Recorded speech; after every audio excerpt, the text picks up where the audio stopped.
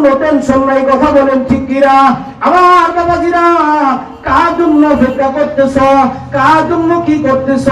সবাই কিন্তু কবরে যাইতে হবে। কবরে কিন্তু তোমার সন্তান যাবে না, তোমার স্ত্রী যাবে না, তোমার মা বাবা কেউ যাবে না, তোমার এত নেতা লিডার কেউ কিন্তু যাবে না। এই তো কদিন আগে আমাদের প্রধানমন্ত্রী চলে গেল, তিনবারের প্রধানমন্ত্রী, এত নেতা লিডার, এত ক্ষমতা, এত দাপট সারা পৃথিবী, সারা বাংলাদেশে। ওই জিয়া উদ্যানের ভেতরে তিনি আজকে তো একাই কবরে শুয়ে গেছে। তার সাথে তো আর কেউ গেল না। এত ক্ষমতা কোথায় গেল? দাপট কোথায় গেল?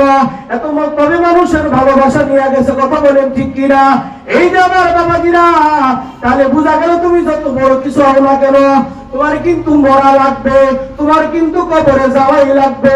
তুমি ক্ষমতার লাইনে যত বড় হও, সম্পদের লাইনে যত বড় হও, আর তুমি দেহ দিয়া যত বড় হও, যত কিছু হও না কেন, তোমার সব কিছু কিন্তু একদিন মাটির সাথে ধূলিসাৎ হয়ে যাবে।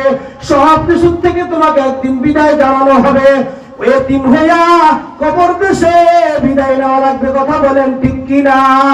এই মিস দুনিয়ার পিছে পড়িয়া মরণের কথা মানুষ গেছো ভুলিয়া। বলেন, এই মিস দুনিয়ার পিছে পড়িয়া মরণের কথা মানুষ গেছো ভুলিয়া। যেদিন আগে রাইলে সে মারবে থাবা, রক্ষা পাবে না সেদিন পড়বে ধরা, কথা ঠিক কিনা?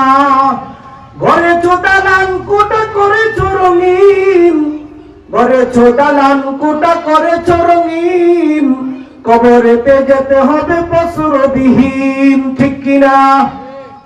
জমুয়াতে পড়ে রবে তুমি একলা, বলবে সেদিন তোমার লাশ মুর্দা।